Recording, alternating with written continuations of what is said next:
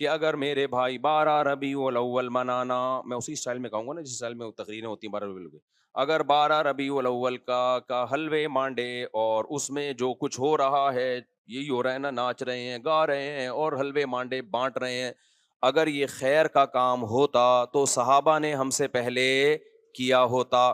پوری اسلامی تاریخ اٹھا کے دیکھ لو، صحابہ، تابعین، تبع تابعین، چاروں ائمہ مجتہدین، امام بخاری، امام مسلم، امام ابو داؤد، جتنے محدثین فقہا گزرے ہیں، کہیں بھی ہمیں اس کا 12 ربیع الاول ان کی زندگی میں آیا اور کچھ بھی انہوں نے کیا ہو، اس کا بھی ثبوت نہیں ملتا، کچھ بھی نہیں.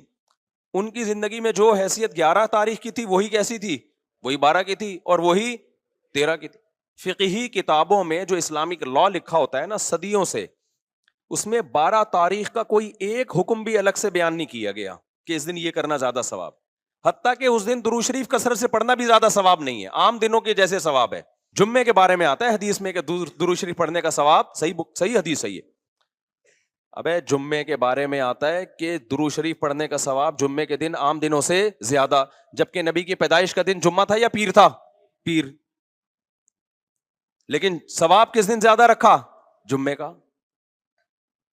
اسی وجہ سے ہم نے بہت سارے علماء کو دیکھا ہے جمعے کے دن عصر سے مغرب تک درود ہی پڑھتے ہیں، وہ درود شریف پڑھتے ہیں وہ، یا اور کسی بھی ٹائم پہ درود شریف کی کثرت کرتے ہیں. تو حالانکہ پیدائش کس دن ہوئی ہے نبی کی؟ پیر کے دن ہوئی ہے. پیر کے دن آپ نے نہیں فرمایا کہ درود شریف کا ثواب زیادہ ملتا ہے. تو میرے بھائی اپنے آپ کو پابند کرو قرآن و سنت کی وہ تشریح جو صحابہ. تو 12 ربیع الاول کے حلوے مانڈے ہمیں کہیں بھی نہیں ملتے.